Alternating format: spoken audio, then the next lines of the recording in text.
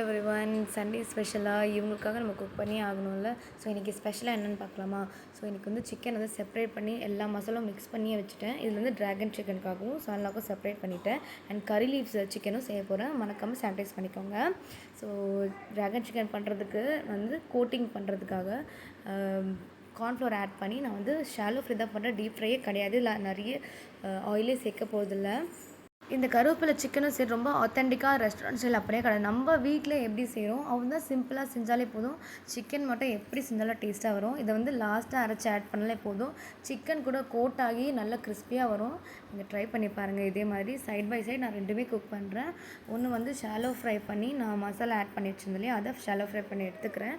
கறி லீவ்ஸ்க்கு பார்த்திங்கன்னா ஆனியனும் டொமேட்டோவும் ஃபஸ்ட்டு நல்லா சாட்டே பண்ணி எடுத்துக்கிறேன். சரி, என்னை பொறுத்த வரைக்கும் சிக்கனுக்கு மட்டும் ரொம்ப மெனக்கிடக்கூடாதுன்னு தான் நினைப்பேன். சிம்பிளாக நம்ம மசாலா அரைச்சா கூட சிக்கன் பார்த்திங்கன்னா ரொம்ப டேஸ்ட்டாகவே வரும். ஸோ நீங்கள் எப்போவுமே செய்கிற மாதிரி மசாலா ஆட் பண்ணுங்கள். லாஸ்ட்டாக வந்து சின்ன சின்ன ஆல்ட்ரேஷன் பண்ணுவோம். அதுதான் நம்மளுக்கு வந்து டேஸ்ட்டே கொடுக்கும். நான் வந்து ஃபஸ்ட்டு வந்து ஆனியன் நல்லா வறுத்து எடுத்துக்கிறேன். ஸோ அதுக்கப்புறம் சைடில் இதுவுமே ஃப்ரை பண்ணி எடுத்தாச்சு. ட்ராகன் சிக்கன் நீங்கள் சொல்லலாம் கூட பரவாயில்ல. ஏன்னா பிகாஸ் மஞ்சூரியன் சரி ட்ராகன் சிக்கன் இது எல்லாமே பார்த்திங்கன்னா ஒரே பேஸிஸில் தான் வரும். இந்த சாஸ் ஆட் பண்ணுறதுல அதே பேஸில் வரும். நீங்கள் இந்த ஹோம்மேட் நம்ம ட்ராகன் சிக்கன் சொல்லிக்கலாம். ஸோ இதுக்குமே ரொம்ப லைட்டான எண்ணெய் தான் யூஸ் பண்ணுறேன். மிஞ்சி கூட 1/2 ஸ்பூன் தான் யூஸ் பண்ணுறேன். ஏன்னா நம்ம வந்து ரொம்ப டீப் ஃப்ரை பண்ணோம்னா நிறைய கேலரிஸ் எடுக்கிற மாதிரி இருக்கும். ஸோ டெலிவரிக்கு அப்புறம் நிறைய கேலரிஸ் வந்து ஆயிலேருந்து நம்ம எடுத்துக்க வேணாம். அது எல்லாமே பேட் ஃபேட்டில் தான் போய் சேரும். ஸோ அதனால் வந்து எல்லாமே கம்மியாக தான் ஆட் பண்ணுறேன். ஸோ நிறைய டயட் நான் எடுக்கிறதையும் பார்த்திங்கன்னா நான் ப்ளேலிஸ்ட்டில் போட்டிருக்கேன். அது மறக்காமல் செக் பண்ணுங்கள். நெக்ஸ்ட்டு பார்த்திங்கன்னா ட்ரை சில்லிஸ் ஆட் பண்ணிக்கிறேன்.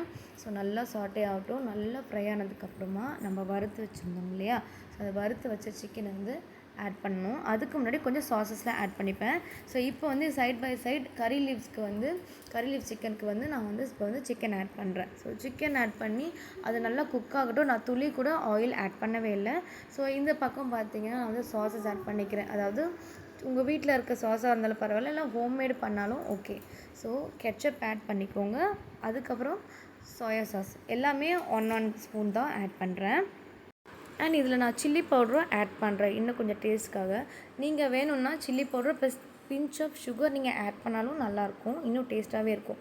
ஸோ இல்லை ஹனி கூட ஆட் பண்ணலாம் லாஸ்ட்டில். நான் வந்து கொஞ்சமாக வாட்டரை ஆட் பண்ணிவிட்டு சிக்கன் ஃப்ரை பண்ணி வச்சுருந்தோம் இல்லையா, அதை வந்து போட்டு நல்லா ஃப்ரை பண்ண போகிறேன். அதில் இருக்க அந்த கார்ன்ஃப்ளவர் ஆட் பண்ணோம் இல்லையா, ஸோ நம்ம குக்காக ஒரு நல்ல ஒரு கன்சிஸ்டன்சியில் வரும். லைக் மஞ்சூரியன் மாதிரி வரும். ஸோ நீங்கள் வீக்லி ஒன்ஸ் இந்த மாதிரி ஸோ டெலிவரிக்கு அப்புறம் அட்லீஸ்ட் வீக்லி ஒன்ஸ் ஆச்சு நம்ம வெளியே போகலனா கூட இந்த மாதிரி டேஸ்டியாக பண்ணி சாப்பிட்டோம்னா வச்சுக்கோங்களேன், இது நமக்கு வந்து ஒரு ஹெவனாக இருக்கும். நெக்ஸ்ட்டு பார்த்திங்கன்னா கறி லீவ் சிக்கன் வந்து ஆல்மோஸ்ட் குக் ஆகிடுச்சு. அதில் இருக்க வாட்டரே பாருங்கள், அதில் இருக்க இன்னும் டேஸ்ட் வரும். ஸோ நெக்ஸ்ட் வந்து இதில் வந்து கருவேப்பிலை, கொத்தமல்லி, பச்சை மிளகா, கொஞ்சமாக தயிர் ஆட் பண்ணி நல்லா பேஸ்ட் பண்ணிக்கோங்க.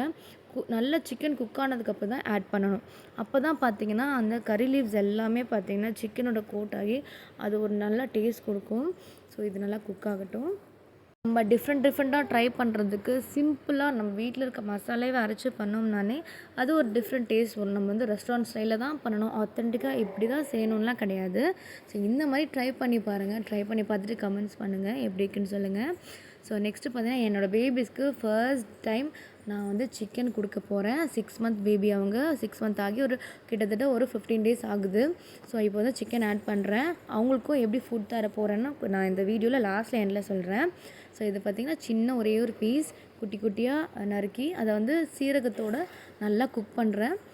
சைட் பை சைட் இதுவும் ரெடி ஆகிடுச்சு. ஸோ பார்த்திங்கன்னா அவ்வளோ கிளேஸியாக இருக்குது. ஸோ நான் நிறைய ஆயில் கூட ஆட் பண்ணல. இதில் 1 ஸ்பூன் தான் ஆட் பண்ணியிருக்கேன் ஆயில். ஸோ அதுலேயே குக் ஆகணும். நீங்கள் ஆயிலே போடலாம் கூட சிக்கன் பார்த்திங்கன்னா ரொம்ப ஹெல்த்தியாக நல்லாவும் இருக்கும். ஸோ இங்கே பாருங்கள். ஸோ ரெண்டுமே 1 கப் நான் எடுத்திருக்கேன். இதில் கிட்டத்தட்ட டெய்லி ரெக்குயர்மெண்ட் கேலரிஸும் சரி ப்ரோட்டீன்ஸும் சரி இதிலே வந்துடும். ஸோ இதுக்கு மேலே ரைஸ் நான் எக்ஸ்ட்ராவே போடலை, சிக்கன் தான் சாப்பிட்றேன். பார்த்திங்கன்னா எவ்வளோ அழகாக கோட்டாகி நல்லா குக் ஆகிருக்கு. ஸோ நெக்ஸ்ட்டு நம்ம பண்ண சிக்கன் இருக்கு இல்லையா, நீங்கள் மஞ்சூரியன் சொல்லலாம், ட்ராகன் சிக்கன் சொல்லலாம், அதுவுமே சூப்பராக ரெடி ஆகிடுச்சு. பெஸ்ட்டு அப்ரிசியேஷன் வந்து நம்ம கிட்ட தான் வரணும்.